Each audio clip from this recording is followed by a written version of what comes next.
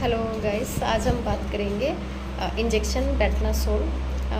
बीटामेथाजोन के नाम से साल्ट होता है उसका, ये इस टाइप का इंजेक्शन होता है। मैं इसका एक एम्पुल आपको दिखा देती हूँ। तो ये इंजेक्शन इस तरीके का इंजेक्शन होता है। इस इंजेक्शन में हम 3 एम्पुल इंजेक्शन लेते हैं। 3 एम्पुल इंजेक्शन को एक सिरिंज में 3 ml का सिरिंज में लोड करके पेशेंट को लगाया जाता है और दूसरी डोज 24 आवर्स के बाद में पेशेंट को बेटनासोल का दिया जाता है। अब एक एम्पुल में 4 mg होता है, तो 3 एम्पुल 12 mg, यानी कि 12 mg का जो डोज है वो एक बार दिया जाएगा। नेक्स्ट 24 आवर्स में दोबारा से 12 mg IM पेशेंट को लगाया जाता है। अब ये है कि इस इंजेक्शन को लगाने का क्या पर्पज़ है।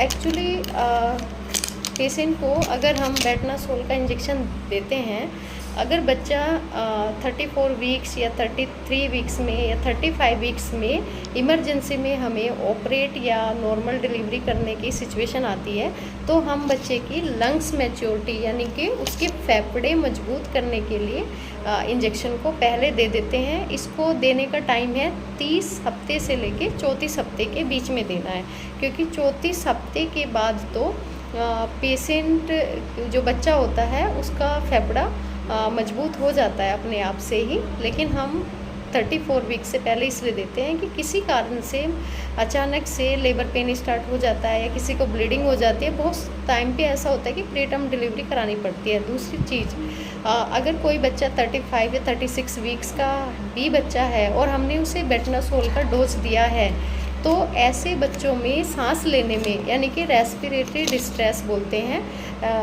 कोई प्रॉब्लम नहीं आती। अगर हमने किसी को बेटनासोल का डोज नहीं दिया होता है तो बच्चों को बहुत बार रेस्पिरेटरी डिस्ट्रेस की दिक्कत आती है। आपने सुना भी होगा कि बच्चे को सांस लेने में तकलीफ़ हो रही है, उसको शीशे में रखने की ज़रूरत पड़ गई है, तो उस तरीके की दिक्कत नहीं आती है।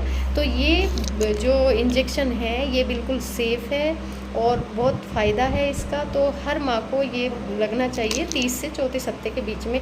अभी क्या है कि इससे क्या तकलीफ़ हो सकती है, इसका क्या साइड इफ़ेक्ट है। इस इंजेक्शन से थोड़ा सा शुगर बढ़ता है। शुगर किसी पे